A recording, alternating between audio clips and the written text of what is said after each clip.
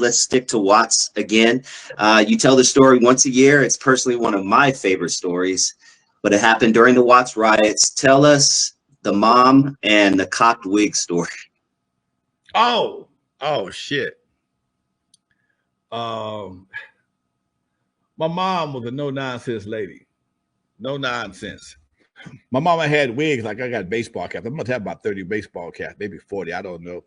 Anytime she get in a hurry, she just throw on a wig, go on about her business. And this particular day, where we lived, like I said, we lived on the side. We lived on a slanted backyard. My old man had flattened a piece of it out. We could play basketball back there. We didn't have a gate yet. And because I was the oldest one, I was the only one that was allowed to go out in the street to get the ball. So we played basketball in the backyard and the ball rolled out in the street. Well, one time the ball rolled out in the street and I found a bullet, big ass M16 bullet, long son of a bitch. And I got a bullet. I'm 10 years old. I got a bullet. Okay. And I'm just playing with this bullet. And my sister dropped a dime on my ass. And Daddy, Eric got a bullet. My mom come outside, whooped my ass for having a bullet in the first place. But then when the National Guard shows up, they got a whole truck full of National Guard. They pull up. She flagged them down with this wig twisted like a son bitch.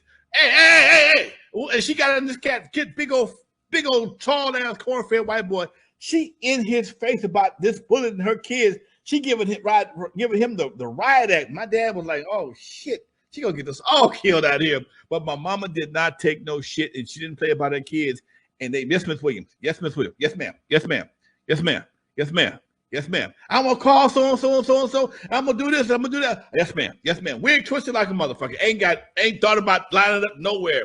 And we never had no problems with the bullets no more. That's no bullshit. Now, in reality, your father probably wouldn't have been able to do that. Is it safe to say? They'd have kicked his ass. Let me say, in real life with me, man, it would happen. And I know this is real shit. When I ran Club Hall of Fame at the Hollywood Park Casino, one night, my cousin, Vanetta, she worked with me. Real nice lady, older lady, real sweet, real nice personality. And somehow or another, we booked an OG blood party and an OG Crip party at the same night. They got all these young YGs in suits. These Negroes ain't never wore a suit before. None of them. They didn't hem the pants. They didn't take the pins out the collar. One cat came to me, man. I knew one of them. One of them came to me, Lonzo, man, this shirt just look good, man, but it's kicking my ass. What's wrong, man?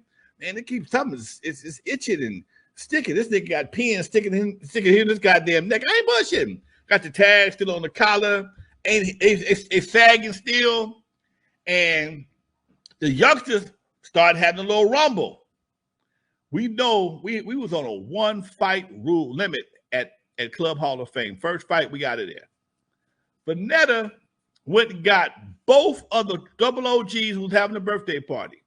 Now, me and my other partner, the security guard, we already spoke to them one time, and they were like, man, fuck y'all. Okay? You know, hey, man, go on with that. Okay? And Vanetta walked over there. She took them both by the hand. Baby, yes, mama, this is my club. Me and my cousin run it. I heard y'all having a problem.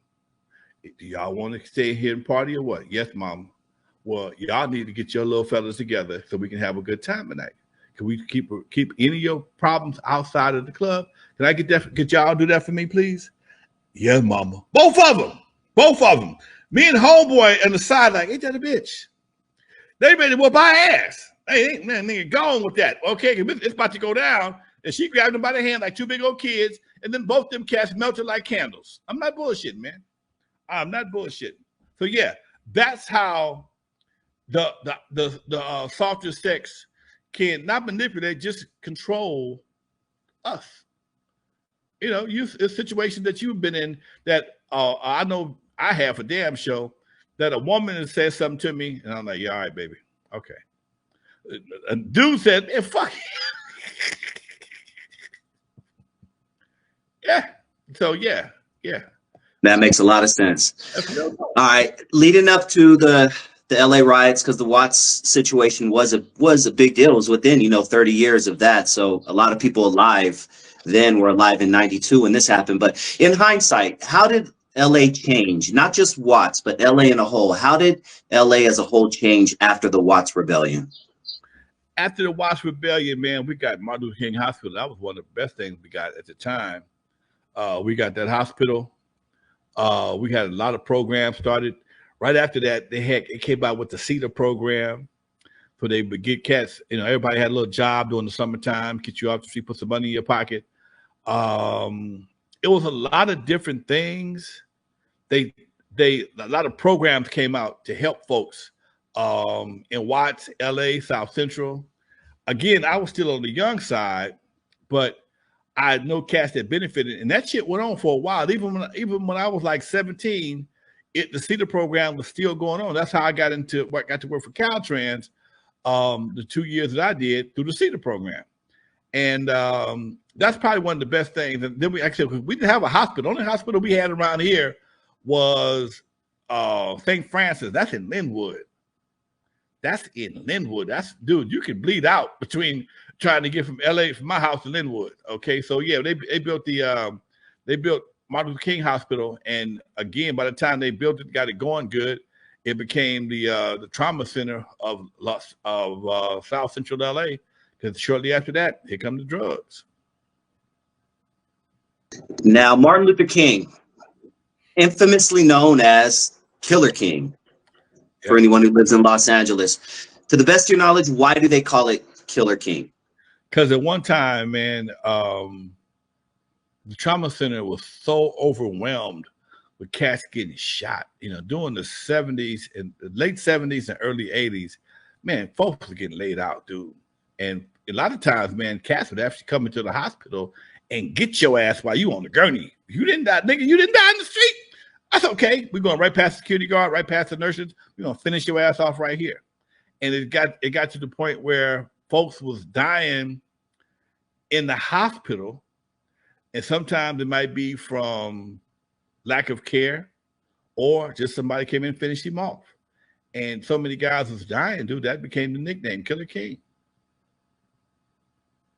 Infamous scene in, I do believe it's Minister Society, where he gets shot and then they rush him into the hospital and there's people everywhere. And yeah, so there's a famous scene where King gets shot, and I believe that is based on Killer King or MLK right there. As a young black man living in around that time, let's go 70s, Lonzo. You get your license, you're out there doing your thing. Did you ever have any bad run-ins with police? And did your pops give you any advice on how to interact when you come across law enforcement or they come across you? Man, my daddy told me when I was like 14, 15, he says, we was talking about something one day. I said, you going to jail? I had he been to jail. He said, yeah, back in Mississippi. I said, I ain't going to jail. Oh yeah, you will. Huh? He said, you gonna go.